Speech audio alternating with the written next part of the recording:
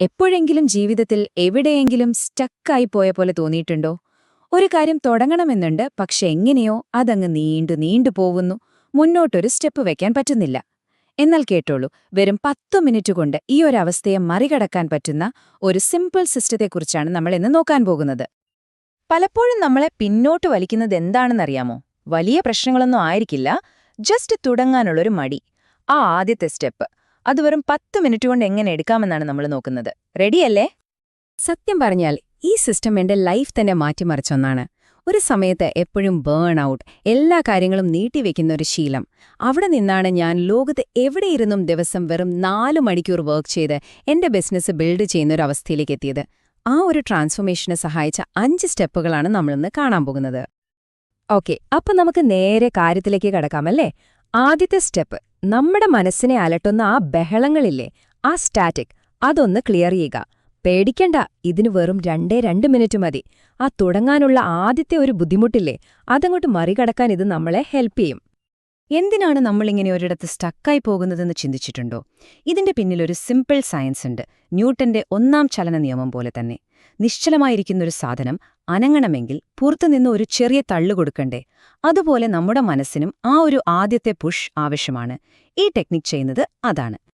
ഇതെങ്ങനെയാ ചെയ്യേണ്ടതെന്നല്ലേ? വളരെ സിമ്പിളാണ്. ആദ്യം തന്നെ നിങ്ങളുടെ തലയിലുള്ള എല്ലാ കാര്യങ്ങളും, ചെയ്തു തീർക്കാനുള്ള ജോലികൾ, നിങ്ങളെ അലട്ടുന്ന ചിന്തകൾ എല്ലാം ഒരു പേപ്പറിലോ ബുക്കിലോ എഴുതി വെക്കുക. ഓക്കെ, ഇനി അതിൽ നിന്ന് ഇന്നത്തെ ഏറ്റവും ഇമ്പോർട്ടന്റ് ആയ ജോലി ഏതാണെന്ന് നോക്കുക. എന്നിട്ട് സ്വയം ചോദിക്കുക, ഈ ജോലിയുടെ ഏറ്റവും ചെറിയ, വെറും 2 മിനിറ്റ് കൊണ്ട് ചെയ്യാൻ പറ്റുന്ന ഭാഗം ഏതാണ്? ഒരു ഇമെയിൽ അയക്കാനാണെങ്കിൽ അതിന്റെ സബ്ജക്ട് ലൈൻ മാത്രം എഴുതുക, അല്ലെങ്കിൽ ഒരു പുതിയ ഡോക്യുമെന്റ് ഓപ്പൺ ചെയ്യുക. എന്നിട്ട് അത് ഉടൻ തന്നെ ചെയ്യുക. അത്രയുള്ളൂ. അപ്പോ പോയിന്റ് ഇതാണ്, നമ്മുടെ മനസ്സിലെ ആ അനാവശ്യ ചിന്തകളുടെ ഭാരം ഇറക്കി വെക്കുമ്പോൾ നമ്മുടെ മുഴുവൻ എനർജിയും ഏറ്റവും പ്രധാനപ്പെട്ട കാര്യത്തിലേക്ക് ഫോക്കസ് ചെയ്യാൻ പറ്റും.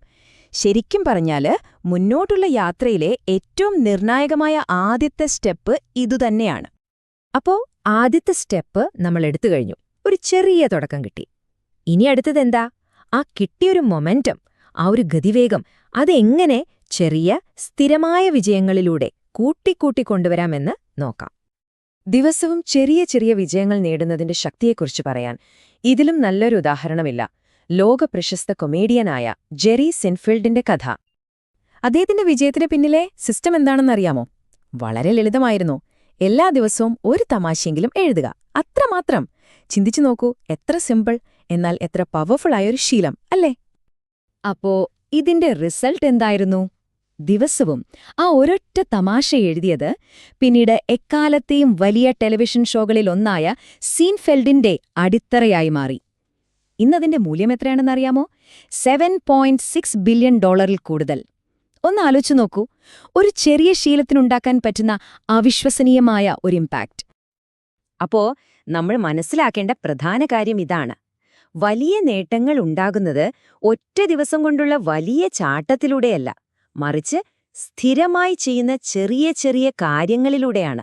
അതുകൊണ്ട് ചെറുതായി തുടങ്ങുക, പക്ഷെ എല്ലാ ദിവസവും അത് തുടർന്നുകൊണ്ടേയിരിക്കുക.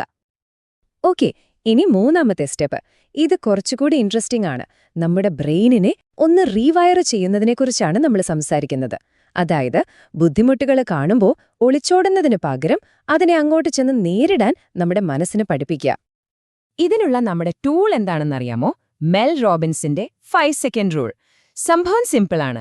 ഒരു കാര്യം ചെയ്യണമെന്ന് നിങ്ങൾക്ക് തോന്നുമ്പോൾ 5, 4, 3, 2, 1 എന്ന് മനസ്സിൽ എണ്ണുക. എന്നിട്ട് ഒന്നും ആലോചിക്കാതെ അങ്ങ് ചെയ്യുക. ഇത് നമ്മുടെ മടിയെയും എല്ലാം പെർഫെക്റ്റ് ആകണം എന്ന ചിന്തയെയും ബൈപ്പാസ് ചെയ്യാനുള്ള ഒരു അടിപൊളി ബ്രെയിൻ ഹാക്കാണ്. ഈ റൂൾ ആർക്കും എവിടെയും ഉപയോഗിക്കാം. ഒരു തുടക്കക്കാരനാണെങ്കിൽ ഒരു പുതിയ തരം ഭക്ഷണം ട്രൈ ചെയ്യുന്നത് പോലെ ചെറിയ കാര്യത്തിൽ നിന്ന് തുടങ്ങാം. കുറച്ചുകൂടി മുന്നോട്ട് പോയാൽ നിങ്ങൾ കുറേ നാളായി ചോദിക്കണമെന്ന് വിചാരിക്കുന്ന ആ ശമ്പള വർധനവ് ചോദിക്കാം. ഇനി അതല്ല, നിങ്ങളൊരു എക്സ്പേർട്ട് ലെവലിലാണെങ്കിൽ വർക്ക് ആവാത്തൊരു ബിസിനസ് നിർത്തി പുതിയൊരെണ്ണം തുടങ്ങുന്ന പോലെയുള്ള വലിയ തീരുമാനങ്ങൾ എടുക്കാൻ വരെ ഈ റൂൾ ഉപയോഗിക്കാം. വാൾട്ട് ഡിസ്നി പറഞ്ഞത് എത്ര ശരിയാണല്ലേ? തുടങ്ങാനുള്ള ഏറ്റവും നല്ല വഴി വെറുതെ സംസാരിച്ചിരിക്കുന്നത് നിർത്തിയിട്ട് എന്തെങ്കിലും ചെയ്യാൻ തുടങ്ങുക എന്നതാണ്. നമ്മുടെ ആക്ഷൻ ചിലപ്പോൾ അത്ര പെർഫെക്റ്റ് അല്ലെങ്കിൽ പോലും ഒന്നും ചെയ്യാതിരിക്കുന്നതിനേക്കാൾ എത്രയോ നല്ലതാണത്. ഇനി 4-ാമത്തെ സ്റ്റെപ്പ്. ഇത് പെർഫെക്ഷനിസം എന്ന വില്ലനെ നേരിടാൻ വേണ്ടി മാത്രമുള്ള ഒന്നാണ്. എല്ലാം ശരിയാക്കിയിട്ടേ തുടങ്ങൂ എന്ന് വിചാരിച്ച് ഒന്നും തുടങ്ങാതിരിക്കുന്ന അവസ്ഥയില്ലേ, അതിനെ മറികടക്കാനുള്ള ഒരു പ്രോട്ടോകോൾ. ഇതിനെ നമുക്ക് ഷിപ്പ് ഇറ്റ് മെസ്സി എന്ന് വിളിക്കാം. അതായത്, കുഴപ്പമില്ല, ഉള്ളത് വെച്ചങ്ങ് തുടങ്ങുക. അപ്പോ ഒരു കാര്യം ലോഞ്ച് ചെയ്യാൻ അല്ലെങ്കിൽ തുടങ്ങാൻ പറ്റിയ ഏറ്റവും നല്ല സമയം എപ്പോഴാണ്? ഇവിടെയാണ് 70% റൂള് വരുന്നത്. നിങ്ങൾ 90% പെർഫെക്റ്റ് ആവാൻ വേണ്ടി കാത്തിരുന്നാൽ ഒരു പക്ഷേ ആ അവസരം തന്നെ നഷ്ടപ്പെട്ടു പോയേക്കാം. എന്നാൽ ഏകദേശം 70% റെഡിയായി കഴിഞ്ഞാൽ അത് ലോഞ്ച് ചെയ്യാനുള്ള ഏറ്റവും നല്ല സമയമാണ്. അതാണ് ആ സ്വീറ്റ് സ്പോട്ട്. അവിടെ നിന്ന് നമുക്ക് മുന്നോട്ടു പോകാനും ആളുകളുടെ അഭിപ്രായം കേട്ട് മെച്ചപ്പെടുത്താനും പറ്റും. ഈ ഷിപ്പ് മെസ്സി പ്രോട്ടോക്കോളിന് കുറച്ച് സ്റ്റെപ്പുകളുണ്ട്. ഒന്നാമതായി, നിങ്ങളുടെ പ്രോഡക്റ്റിന്റെ ഏറ്റവും മിനിമം വാല്യൂ എന്താണെന്ന് തീരുമാനിക്കുക. രണ്ടാമത്, 70% പൂർത്തിയാകുമ്പോൾ തന്നെ അത് ലോഞ്ച് ചെയ്യുക. പിന്നെ ഇതൊരു വേർഷൻ 1 ആണെന്ന് ആളുകളോട് സത്യസന്ധമായി പറയുക. നാലാമതായി, അവരുടെ ഫീഡ്ബാക്ക് ആക്റ്റീവ്ലി ചോദിച്ചു മനസ്സിലാക്കുക. അവസാനം ആ ഫീഡ്ബാക്ക് അനുസരിച്ച് ആളുകൾക്ക് വേണ്ട മാറ്റങ്ങൾ വരുത്തി അതിനെ മെച്ചപ്പെടുത്തുക. ഇതൊരു സൈക്കിൾ പോലെ തുടർന്നുകൊണ്ടേയിരിക്കുക.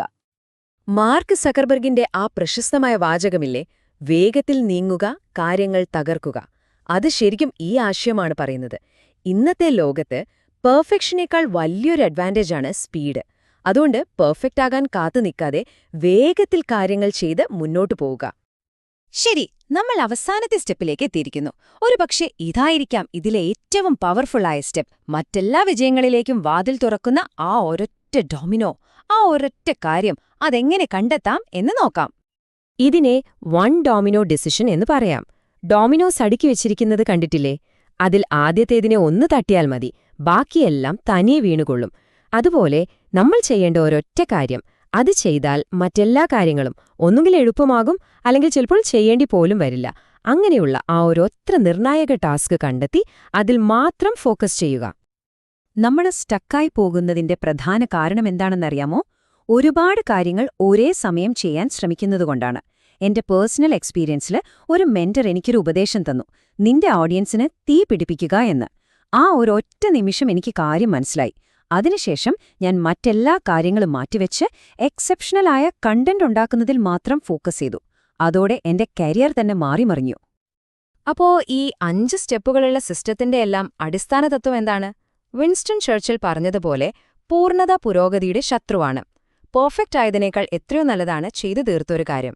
Done is better than perfect. ഒന്ന് ചിന്തിച്ചു നോക്കൂ, ഈ 10 മിനിറ്റ് സിസ്റ്റം നിങ്ങൾ എല്ലാ ദിവസവും ജീവിതത്തിൽ പ്രയോഗിച്ചാൽ എന്ത് സംഭവിക്കുമെന്ന്. ഇന്ന് നിങ്ങളുടെ മനസ്സ് കുറച്ചുകൂടി ക്ലിയർ ആവും. 30 ദിവസം കഴിയുമ്പോഴേക്കും നിങ്ങൾ ഉണ്ടാക്കിയ പ്രോഗ്രസ് കണ്ട് നിങ്ങൾ തന്നെ ഞെട്ടും. 90 ദിവസം കൊണ്ട് നിങ്ങൾ റെക്കോർഡ് സ്പീഡിൽ ലക്ഷ്യങ്ങൾ നേടാൻ തുടങ്ങും. ഇനി 1 വർഷം കഴിഞ്ഞാലോ? നിങ്ങൾ ഇപ്പോഴുള്ളതിനേക്കാൾ 37 മടങ്ങ് മെച്ചപ്പെട്ടിരിക്കും. നിങ്ങളെ കണ്ടാൽ പോലും തിരിച്ചറിയാൻ പറ്റാത്തൊരു മാറ്റമായിരിക്കും അത്. അപ്പോ നിങ്ങളുടെ 90 ദിവസത്തെ ട്രാൻസ്ഫോർമേഷൻ ഇപ്പോൾ തുടങ്ങുകയാണ്. ചോദ്യം ഇതാണ്, നിങ്ങൾ എന്ത് നിർമ്മിക്കും? ഈ സിസ്റ്റം ഉപയോഗിച്ച് നിങ്ങൾ കെട്ടിപ്പടുക്കാൻ പോകുന്ന ആ പുതിയ കാര്യം എന്തായിരിക്കും?